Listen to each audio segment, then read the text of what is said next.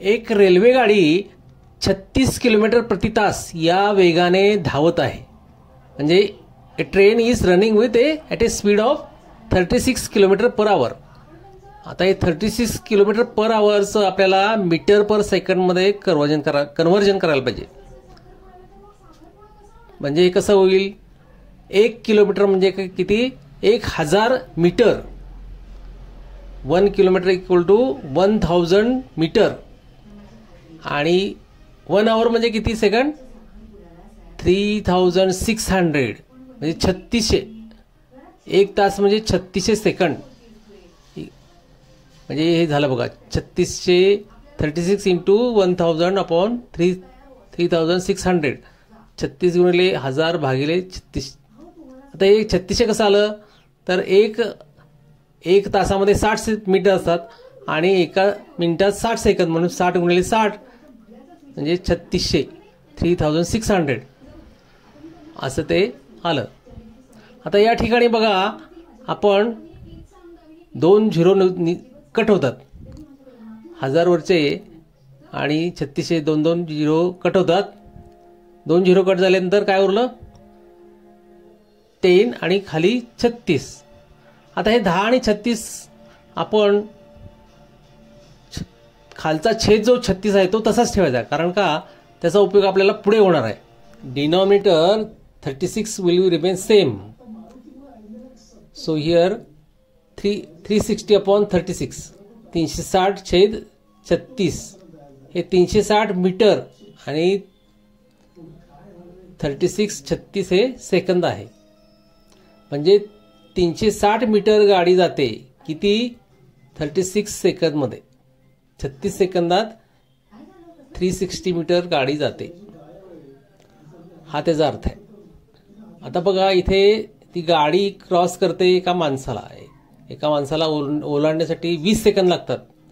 मग जेव्हा गाडी एका माणसाला ओलांडते, क्रॉस करते, तेव्हा काय होतं बघा, ही गाडी आहे, गाडीचा पुढचा आता भाग आहे तो त्या माणसाला पास करत आहे.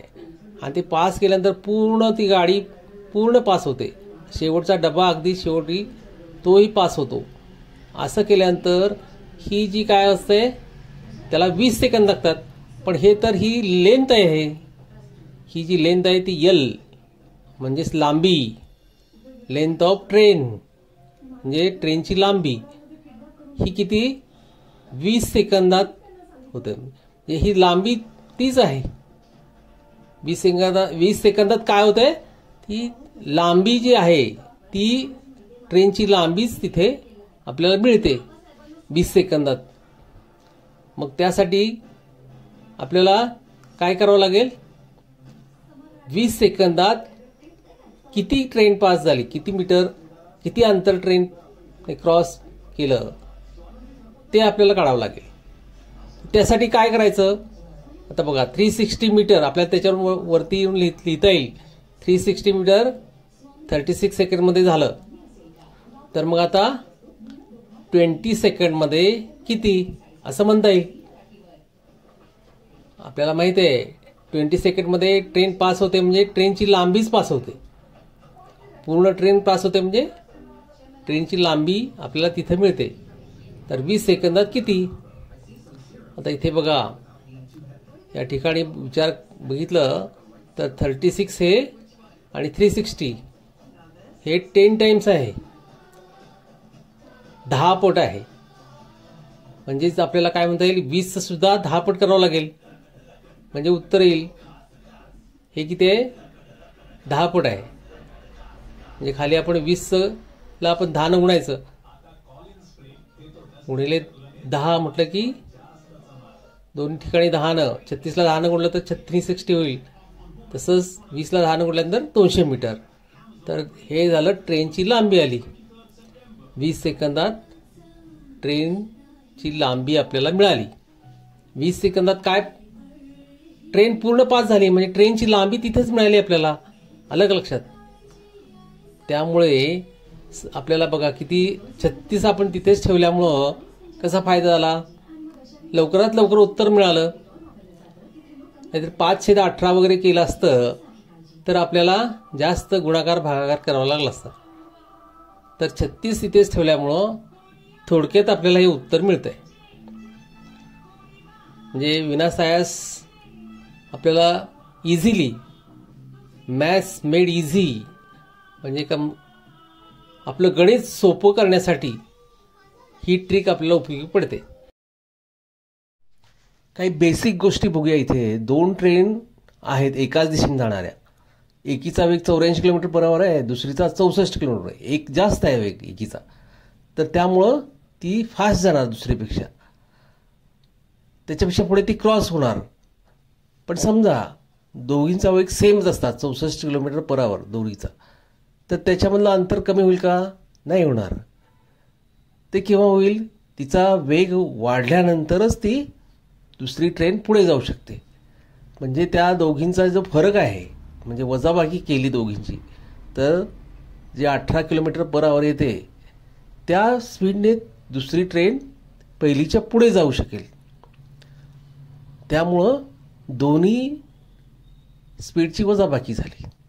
आणि आता समजा दोन्ही ट्रेन विरुद्ध दिशेने आहेत, विरुद्ध धावत आहेत.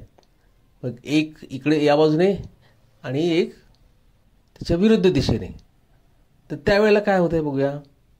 आता समजा ह्या दोन्ही ट्रेनचा एकीचा स्पीड आहे, दोन्ही विरुद्ध दिशेने आहेत, आणि एकीचा स्पीड आहे 50 किलोमीटर पर आवर आणि दुसरीचा स्पीड आहे 40 किलोमीटर पर आवर. तर आता ह्या दोन्ही ट्रेन एकमेकीच्या विरुद्ध जात आहे.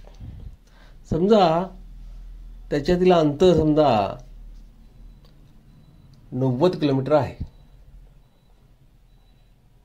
तर त्यावेळेला काय होतं, एक ट्रेन 50 किलोमीटर जाईल एका तासामध्ये आणि दुसरी ट्रेन 40 किलोमीटर जाईल आणि ते अंतर कापेल. त्यावेळेला काय होतं, दोन्ही ट्रेनचं स्पीडची बेरीज होते आणि मग ते अंतर कापलं जातं. म्हणून या ठिकाणी विरुद्ध दिशा असेल तर दोन्ही स्पीडची बेरीज करावी लागते. आता या ठिकाणी बघूया आपण किलोमीटर पर आवर, किलोमीटर प्रति तास याचं कन्व्हर्जन मीटर पर सेकंड म्हणजे मीटर प्रति सेकंद हे कसं करायचं. तर या ठिकाणी बघा 1 किलोमीटर म्हणजे 1000 मीटर, बरोबर. त्यामुळे 54 किलोमीटर पर आवर आहे, तर 54 गुणिले 54 इंटू 1000 अपॉन 3600. एक तास म्हणजे 36 second. 1 hour is equal to 3600 second आणि 1 किलोमीटर इक्वल टू 1000 मीटर. तर त्यामुळे काय झालं बघा, आपण या ठिकाणी वरती 10 तसंच ठेवलेलं आहे, 10 तिथेच राहिलं आहे. तर वरती तसंच का ठेवलं आहे, तर त्याचा गुणाकार सोपा होतो. म्हणजे 54 गुणिले 10 540 आपण लगेच पटदिशी लिहू शकतो आणि आपला वेळ वाचतो. आणि 3600 सुद्धा आपल्याला उपयोगी पडतात पुढे. ते कसं उपयोगी पडतं ते आपण उदाहरण सोडताना पाहूया. या ठिकाणी आपण मुद्दामहून हे असं करत आहे, तर त्याचा अर्थ काय होतं बघा. 540 मीटर हे 36 सेकंदात ट्रेन पुढे जात असते. ट्रेन कव्हर द डिस्टन्स म्हणजे 540 मीटर इन 36 सेकंड. आणि इकडे काय 54 किलोमीटर हे एका तासात होते. एका तासात 54 किलोमीटर आणि 36 सेकंदात 540 मीटर. हे लक्षात ठेवा, हा फरक लक्षात ठेवा.